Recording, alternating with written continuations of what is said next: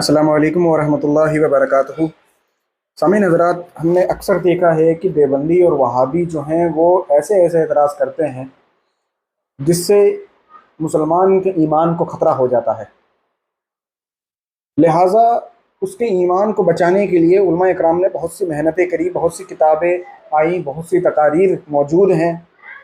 लेकिन उन सब में बेहतरीन किताबों में जब हम तज़किरा करते हैं तो उस किताब का नाम जाल हक़ है, जिसको हज़रत अल्लामा मुफ्ती अहमद यार ख़ान नईमी रहमतुल्लाह ताला अलैह ने तसनीफ़ फरमाया। इस किताब का आज हम रिव्यू करेंगे और ये जानेंगे कि इस किताब की खासियत क्या है और इस किताब को हमें क्यों पढ़ना चाहिए, क्यों अपने घरों में रखना चाहिए और इससे हम अपने ईमान की हिफाजत ईमान के लुटेरों से कैसे कर सकते हैं। तो जाल हक़ किताब लिखी है हज़रत अल्लामा मुफ्ती अहमद यार ख़ान नईमी रहमतुल्लाह ताला अलैह ने। उर्दू में ये किताब मौजूद है और इसी का अब हिंदी तर्जुमा भी मिलता है। अगर किसी शख्स को हिंदी तर्जुमा चाहिए तो वो भी ले सकता है।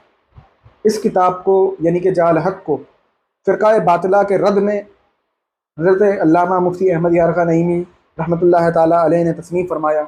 इसके अंदर आपने दो हिस्से फरमाए। पहला हिस्सा जो था वो मौजूदा ज़माने के जो मुख्तलिफ़ फ़ी मसाइल हैं उनके ऊपर था, और दूसरा जो दूसरा आपका हिस्सा था उसके अंदर आपने फ़ुरू मसाइल के रद्द का जो है एहतमाम फरमाया। और फ़ुरू मसाइल में जो वहाबियों ने और देवबंदियों ने अपने अक़ीदा बातिला घुसेड़े और डाले और उससे उलमाए अहले इस्लाम और जो ख़ास करके अवाम तबका था उनको गुमराह किया, जैसे कि रफ़ाएदैन का मसला है, तक़लीद का मसला हुआ।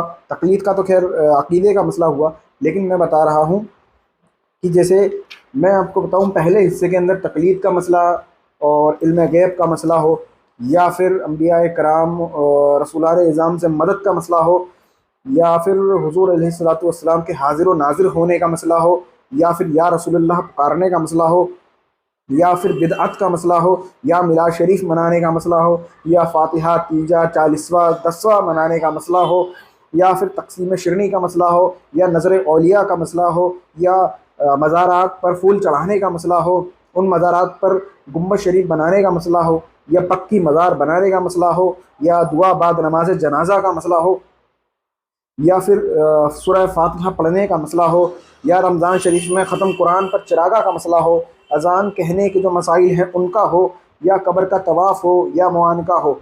इन सब के मसाइल का जवाब आपने इसमें तहरीर फरमाया है। फ़ुरू में भी आपने इस किताब के अंदर झंडे गाड़ दिए हैं। वो कौन से मसले हैं?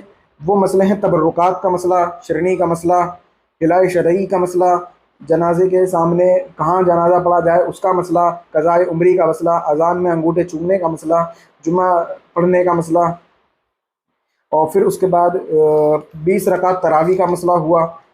इसके बाद शबीना का मसला हुआ। ऐसे करके बहुत से मसाइल हैं कि बाद नमाज़ें पहले सुन्नत पढ़ी जाएंगी फ़जर में या फ़र्ज़ पढ़ा जाएगा उसका मसला हो, या फिर आमीन बिल जहर का मसला हो, या फ़ातिहा खल्फ़ल इमाम का मसला हो। उन सब के ऊपर इसके अंदर डिटेल जवाबात दिए गए, और जिस शख्स के पास ये किताब मौजूद होगी वो इस किताब के ज़रिए देवबंदी वहाबी को कहीं तक टिकने भी नहीं देगा। इसके आपने जब दो हिस्से फरमाए तो उन दो हिस्सों को हर मौजू के हिसाब से आपने 4 हिस्सों में तकसीम फरमाया। पहला हिस्से में जब आप किसी मसले को देखते हैं, जैसे तक़लीद का मसला ले लें, तो तक़लीद के मसले को आप पहले कुरान की दलाइल की जो आयात मुबारका हैं उनसे हल फरमाते हैं कि कुरान उस तक़लीद के मसले में क्या कहता है।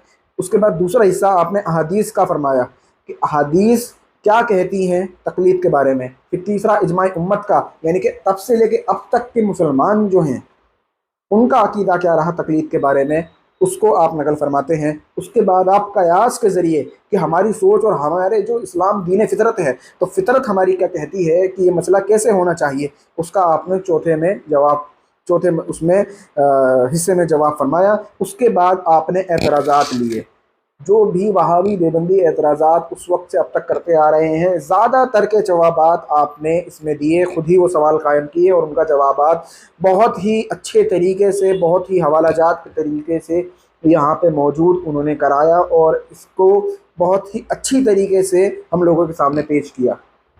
लिहाजा ये किताब मैं मानता हूँ कि हर किसी सुन्नी के घर में होनी चाहिए। अपने बच्चों को इसकी तालीम ज़रूर दें, खुद भी इस किताब को ज़रूर पढ़ें। आगे आने वाले टाइम में ये फितना बहुत बढ़ने वाला है। जब वो सवाल करते थे आज भी वही सवाल करते हैं और जवाबात भी इनके हमारे उलमाए कराम दे गए हैं। तो इस किताब के रिव्यू में मैं आपको यही कहना चाहूँगा कि सबसे बेहतरीन किताबों में से ये किताब मौजूद है, जो कि वहाबी देवबंदियों को भगाने के लिए काफ़ी है। इस किताब को आप ज़रूर पढ़ें, हिंदी और उर्दू दोनों में मौजूद है।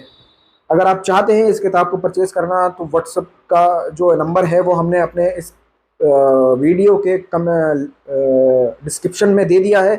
आप चाहें तो वहाँ से आप व्हाट्सएप पे कांटेक्ट करके इस किताब को अपने घर बैठे मंगवा सकते हैं। अस्सलाम वालेकुम व रहमतुल्लाहि व बरकातुहू।